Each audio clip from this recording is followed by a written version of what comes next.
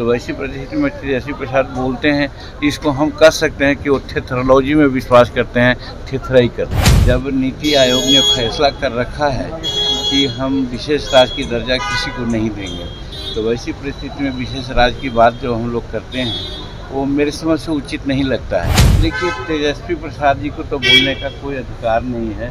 जहाँ तक भ्रष्टाचार का सवाल है, भ्रष्टाचार का भेंट तो खुद अपने ऊपर हैं वो, और मानसिक रूप में भी ये समझते थे कि जनतंत्र और जमहूरियत की हत्या है और संविधान की हत्या करने वाले, संविधान की खिलवाड़ करने वाले लोग उस समय संविधान को भूल गए थे। नमस्कार, स्वागत है आपका देशवान न्यूज में और मैं आपके साथ राजनंदिनी। देखिए, बिहार सरकार में एमएसएमई मंत्री जीतन राम मांझी काफी ज्यादा आक्रोश में नजर आ रहे हैं। विपक्ष में जो सरकार है उस पर निशाना साध रहे। आपको बता दें कि जब पटना एयरपोर्ट पे बीती रात जब प्रेस रिपोर्टर्स ने उनसे सवाल पूछे और सवाल भी तीखे तीखे, तो उन्होंने क्या कुछ कहा, पहले आप खुद ही सुन लीजिए। वो संविधान हत्या दिवस मनाने का फैसला लिया है, इसको कैसे? बहुत स्वागत योग्य फैसला है, क्योंकि उस समय हम लोगों ने भी इसको देखा है, साथ रहते हुए भी भोगा है और मानसिक रूप में भी ये समझते थे कि जनतंत्र और जमहूरियत की हत्या है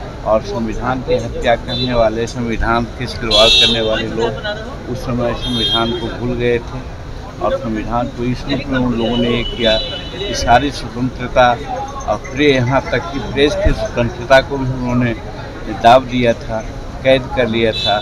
तो वैसी परिस्थिति में उसकी बरसी मनाने की बात 25 जून कही गई है, ये बहुत स्वागत योग्य है, ताकि जनता को बतलाया जाए, मैंने एक तरह से उनको सुनिश्चित करवाया जाए कि भविष्य में इस प्रकार की कोई बातें नहीं हो, इसके लिए जनता सजग रहे। सर, बजट आने वाला है, क्या कहेंगे? बिहार को विशेष राज्य या फिर विशेष पैकेज मिलना चाहिए? देखिए, विशेष राज्य का जहाँ तक सवाल है, जब नीति आयोग ने फैसला कर रखा है कि हम विशेष राज्य की दर्जा किसी को नहीं देंगे, तो वैसी परिस्थिति में विशेष राज्य की बात जो हम लोग करते हैं वो मेरे समझ से उचित नहीं लगता है। हाँ, रही बात कि बिहार गरीब है, बिहार में हर तरह से सहायता की आवश्यकता है और इस रूप में प्रधानमंत्री नरेंद्र मोदी जी कटिबद्ध हैं।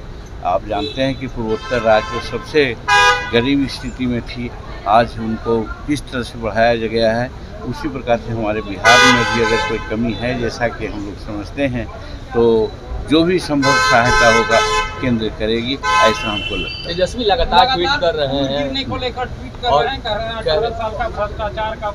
भ्रष्टाचार का मीनार है। देखिए, तेजस्वी प्रसाद जी को तो बोलने का कोई अधिकार नहीं है। जहाँ तक भ्रष्टाचार का सवाल है, भ्रष्टाचार का भेंट तो खुद अपने ऊपर हैं वो समझना चाहिए उनको। और उसी प्रकार से लॉ एंड ऑर्डर की भी बात आती है, क्योंकि हम 1980 से विधायक और मंत्री रहे हैं, जानते हैं कि क्या क्या परिस्थितियाँ बिहार में रही है। तो वैसी परिस्थिति में तेजस्वी प्रसाद बोलते हैं, इसको हम कह सकते हैं कि वो थेथरोलॉजी में विश्वास करते हैं, थेथराई करते हैं। तो आपने साफ तौर पे सुना किस तरीके से जीतन राम मांझी इस बात को स्वीकार रहे कि जब वो गठबंधन के साथ थे तो इन सब तमाम अपराधों को वो करीब से देखते थे। आपको ये भी बता दें कि लगातार जो आपराधिक घटनाएं बढ़ रही है उसे लेकर नेता प्रतिपक्ष तेजस्वी यादव लगातार ट्वीट कर रहे हैं। इस बात पे भी जीतन राम मांझी ने कहा है कि जो अपराध करते हैं उनके मुझ से ये सब बातें अच्छी नहीं लगती है। साफ तौर पे कहे तो उन्होंने स्वीकार किया है कि गठबंधन में वाकई अपराध होते थे और गठबंधन वाले लोग ऐसा ना ही बोले तो बेहतर है। फिलहाल इस खबर में इतना ही, हमें दे इजाजत। बने रहिए हमारे साथ और देखते रहिए देशवान न्यूज़। धन्यवाद।